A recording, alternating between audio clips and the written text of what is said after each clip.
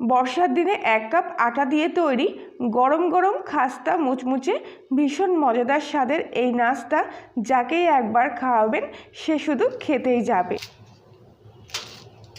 ভিতর থেকে পুরো চটপটা স্বাদের আর উপর থেকে এরকম খাস্তা। একবার খেলে বাইরে থেকে চপ সিঙ্গারা কিনে খাওয়ার কথা একেবারে ভুলে যেতে হবে। আর সেজন্য প্রথমেই আমি এখানে 1 কাপ পরিমাণ আটা নিয়ে নিয়েছি। আটাটা অন্য একটা পাত্রের মধ্যে ঢেলে নিচ্ছি। এবার এর মধ্যে দিয়ে দেবো স্বাদ মতো লবণ, সামান্য 1 চুটকি মতো বেকিং সোডা, আর দিয়ে দেবো কিছুটা কাঁচা জোয়ান। তবে জোয়ানটা হাতের মধ্যে এইভাবে একটু পিষে নিয়ে দেবো।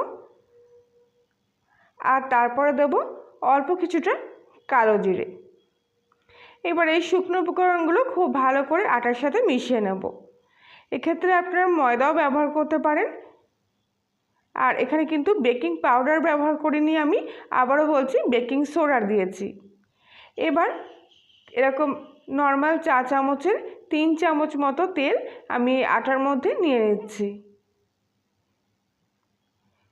খুব ভালো করে এবার এই তেলটা আটার সাথে এইভাবে মিশিয়ে নিতে হবে। প্রথম অবস্থায় তেলটা কিন্তু দলা মতো হয়ে যাবে, তবে হাতের মধ্যে এইভাবে নিয়ে এরকম পিষে পিষে আটার সাথে তেলটাকে খুব ভালো করে মিশিয়ে নিচ্ছি। কিছুক্ষণের মধ্যে যখন সম্পূর্ণ তেলটা আটার সাথে মিশে যাবে তখন দেখবেন এমনিতেই হাতের মধ্যেখানে আনলে এরকম এক জায়গায় হয়ে আসছে। এই অবস্থায় সামান্য সামান্য জল দিয়ে আটার খামিটা এখানে আমি মেখে নেব। একবারে বেশি জল দেব না, তাহলে ডোটা একেবারে নরম হয়ে যেতে পারে। তাই অল্প অল্প জল দিয়ে এরকম একটু হালকা শক্ত ভাব রেখে মেখে নিয়েছি। প্রথম অবস্থায় এরকম একটু শক্ত করেই আটাটা মেখে নিতে হবে। এরপর সব শেষে আবার এর মধ্যে সামান্য একটু তেল দিয়ে আর একবার মেখে নেব। তাহলে কি হবে, এই যে আটা মাখাটা এর গাটা একদম কিন্তু নরম মসৃণ হয়ে যাবে, আগের মতো আর শক্ত ভাব থাকবে না। তাই জল দিয়ে নরম করে না মেখে শেষে একটু সামান্য তেল দিয়ে তারপরে এরকম সফট করে মেখে নিতে হবে। তো এই আটা মাখাটা আমার তৈরি হয়ে গেছে। এবার দেখুন কত সুন্দর হয়েছে। এবার একটা ভিজে সুতির কাপড় আমি এর উপর থেকে এইভাবে চাপিয়ে দিলাম, আর তারপর একটা প্লেট দিয়ে উপর থেকে কিছুক্ষণ ঢাকা দিয়ে রাখবো। আর অবশ্যই কিন্তু এইভাবে রেস্টে রাখতে হবে আটাটা মেখে নেওয়ার পর। আর ততক্ষণে এখানে আমি একটা কড়াইয়ের মধ্যে 2 চামচ পরিমাণ সাদা তেল নিয়ে নিয়েছি। আর তার মধ্যে অল্প সামান্য একটু সাদা জিরে আর একটু শুকনো লঙ্কা কুচি দিয়ে দিলাম। ছোট্ট একটা পেঁয়াজ এরকম কুচি করে নিয়ে তেলের মধ্যে দিয়ে দিলাম। পেঁয়াজটা একটু তেলের মধ্যে এইভাবে ভাজা হতে হতে আমি এর মধ্যে অল্প একটু কাঁচা লঙ্কা কুচি দিয়ে দেবো। আর সামান্য 1 চিলতে মতো আদা এইভাবে গ্রেট করে নিয়ে এর মধ্যে দিয়ে দিচ্ছি। খুব ভালো করে এবার আদা কাঁচা লঙ্কাটা পেঁয়াজের সাথে এইভাবে একটু নাড়াচাড়া করে নেব। পেঁয়াজটা একেবারে কড়া করে ভাজার দরকার নেই। এই অবস্থায় 3টে সেদ্ধ আলু আগে থেকে নিয়ে রেখেছিলাম, সেই আলুগুলো হাতের মধ্যে এইভাবে ম্যাশ করে কড়াইয়ের মধ্যে নিয়ে নিচ্ছি। এবার এর মধ্যে একে একে স্বাদ মতো লবণ, সামান্য একটু হলুদ গুঁড়ো, অল্প একটু লঙ্কার গুঁড়ো দিলাম। দিয়ে খুব ভালো করে মশলার সাথে আলুটা এইভাবে একটু কষিয়ে নেব কিছুক্ষণ। তবে আপনারা এক্ষেত্রে আপনাদের পছন্দ মতো যে কোনো মশলার মধ্যে দিতে পারেন, যেগুলো খেতে আপনাদের বেশি পছন্দ হয়। তবে আমি এখানে বেশি হাবিজাবি মশলা দেব না, মোটামুটি এগুলো দিয়ে আলুটা ভালো করে কষানো হয়ে গেলে এবার সব শেষে এর মধ্যে সামান্য একটু চাট মশলা দিয়ে দিলাম। এই চাট মশলা দিলেই কিন্তু তরকারির স্বাদটা একদম অন্যরকম হয়ে যায়, আর গন্ধটাও খুব ভালো আসে। টকটক ঝাল ঝাল আর পেঁয়াজের জন্য একটু হালকা মিষ্টি মিষ্টি স্বাদের লাগবে, তাই খেতে কিন্তু দারুণ লাগবে এই পুরটা। তো এবার এটা রেডি হয়ে গেছে। এবার সব শেষে 1 চামচ মতো কর্নফ্লাওয়ার দিয়ে খুব ভালো করে আবারও এর সাথে একটু এইভাবে মিশিয়ে নেব। আর এখন আমি গ্যাসটা অফ করে দিয়েছি। এই গরম অবস্থায় কর্নফ্লাওয়ারটা এর সাথে মিশিয়ে নিচ্ছি। যদি আপনাদের হাতের কাছে কর্নফ্লাওয়ার না থাকে তাহলে ময়দাও এক্ষেত্রে ব্যবহার করতে পারেন। তো এবার এই তরকারিটা আমি অন্য একটা পাত্রের মধ্যে এভাবে তুলে নিচ্ছি।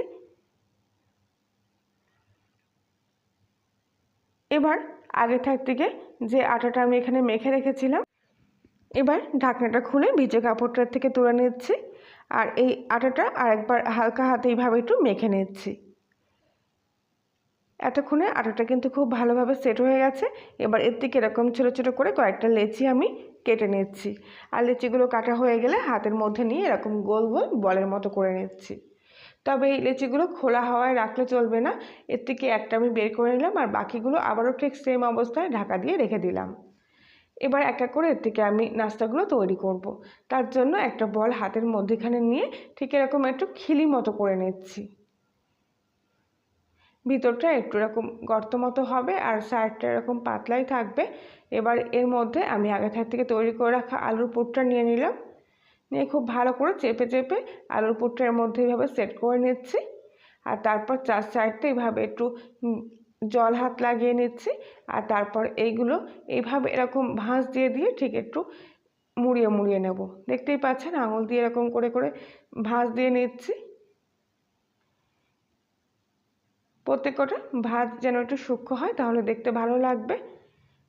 তো ভাঁজগুলো দেওয়া হয়ে গেলে এবার মুখটা এক জায়গায় করে নিয়ে তারপরে মুখটা আবার একটু এরকম মুড়িয়ে নিয়ে তারপরে হাতের মধ্যে নিয়ে এরকম চ্যাপটা মতো করে দেবো।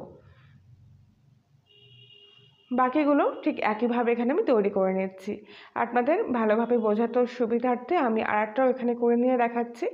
দেখুন খুব সোজা, শুধু যেরকম আমরা মোমো তৈরি করার জন্য এরকম করে ডিজাইনটা করি না, ঠিক ওরকম করেই কিন্তু এখানে ধারগুলো এইভাবে একটু ভাঁজ করে করে দিতে হবে, দিয়ে এক জায়গায় করে নিয়ে আসতে হবে।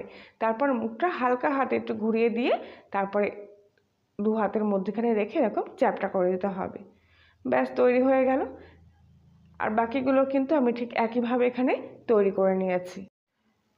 তো এইবারে একটা কড়াইয়ের মধ্যে আমি কিছুটা সাদা তেল খুব ভালোভাবে গরম করে নিয়েছি। গরম হয়ে গেলে গ্যাসের ফ্লেমটা একদম সিম আঁচে রেখে এক এক করে এগুলো তেলের মধ্যে আমি দিয়ে দেবো। তারপর কড়াইয়ের তেলটা এভাবে একটু হালকা করে নাড়িয়ে চাড়িয়ে নিতে হবে।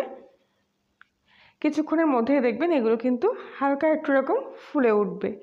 আর এই অবস্থায় গরম তেল চার সাইড থেকে এইভাবে এগুলোর ওপর থেকে দিতে হবে। দিলে পরে ওপরটা একদম একটু হালকা শক্ত ভাব চলে আসলে তারপর এগুলো উল্টে পিঠটা এইভাবে উল্টে দিতে হবে। একটা পিঠ ভাজা হয়ে গেলে উল্টো পিঠটাও আমি এইভাবে ভেজে নেব। আর দেখুন ভাজার পরে এই কালারটা দেখতে কত সুন্দর এসছে। আর ভিতর থেকে আলুর পুরটাও কিন্তু বেরিয়ে যাবে না, ঠিক এরকমভাবে সুন্দর করে ভাজা হয়ে যাবে। আর এগুলো কিন্তু দেখতে দারুণ লাগে। কত সহজে তৈরি, অথচ দেখুন কত সুন্দর হয়েছে। এগুলো ভাজা হয়ে গেলে তেল থেকে ছেঁকে নিয়ে তুলে নেব, নিয়ে বাকিগুলো আবার ঠিক একইভাবে এখানে ভেজে নেব। আশা করছি আজকের এই খাস্তা রেসিপিটি আপনাদের ভালো লেগে থাকবে। ভালো লাগলে প্লিজ লাইক শেয়ার কমেন্ট করে জানাবেন। কিছুক্ষণের মধ্যে এগুলোরও ভাজার একটা সুন্দর কালার চলে এসছে। এবার আমি তেল থেকে ছেঁকে নিয়ে এগুলো তুলে নেব। খুব একটা বেশি সময় লাগে না এগুলো ভাজতে, খুব কম সময়ের মধ্যে কিন্তু সুন্দরভাবে খাস্তা হয়ে যায়। চপ সিঙ্গারা তো প্রায় দিন খাওয়া হয়ে থাকে, তবে এভাবে একবার বানিয়ে খেয়ে দেখুন। যে কাউকে খাওয়ালে সহজে দেখে বুঝতেই পারবে না যেগুলো কিভাবে তৈরি হয়েছে।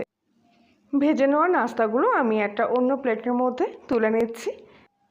আর রোজকার মতো আবারও বলছি, আপনি যদি কলিনের রান্নাঘরে নতুন সদস্য হয়ে থাকেন তাহলে প্লিজ একটি সাবস্ক্রাইব করে দেবেন আর পাশে বেল আইকনটি প্রেস করবেন নতুন কোনো ভিডিওর আপডেট পাওয়ার জন্য। আমি এখান থেকে একটা ভেঙে নিয়ে দেখাচ্ছি, দেখুন কত সুন্দর খাস্তা হয়েছে।